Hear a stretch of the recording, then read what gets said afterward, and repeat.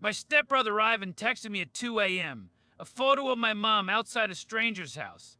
The photo loaded slowly, a gray blur sharpening into my mother's face outside a house I had never seen before in my life, and beneath the image sat Ivan's message. Do you know what's going on? My mom and I had always been close. Sunday dinners, daily phone calls, the kind of relationship where she'd text me just to report that she'd found a good parking spot. Ivan had been part of my life for 6 years, ever since his dad married my mom, and even though we weren't exactly best friends, we trusted each other. About 3 weeks before that night, though, my mom had started pulling back. Shorter texts, canceled plans, a worn out, "I'm just tired, honey," whenever I asked if something was wrong. I sat up in bed and stared at the image. My mom was standing on a dimly lit porch, dressed far too nicely for a Tuesday night, a dark coat I'd never seen on her, heels, her hair actually done.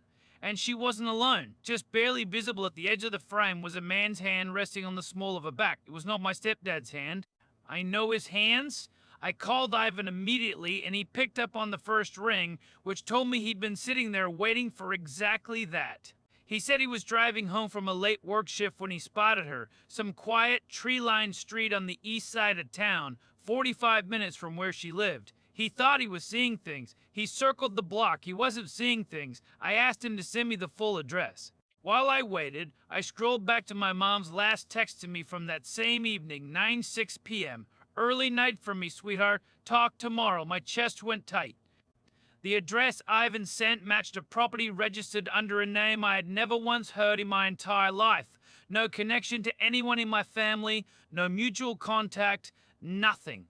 I texted my mom. Nothing came back. I called her. It rang 0 times and went straight to voicemail, which meant she had either turned her phone off or she had seen it was me and hit decline. Ivan and I stayed on the phone until nearly 4 in the morning, whispering theories back and forth, dancing around the loudest explanation neither of us wanted to say out loud. Then, Ivan went quiet. He said there was something else, something he'd come across 2 days earlier and hadn't known how to bring up. He said he was worried he might be overreacting. I told him he needed to just tell me. A long pause. He said he was sorry. Then he told me to go look up my mom's car registration.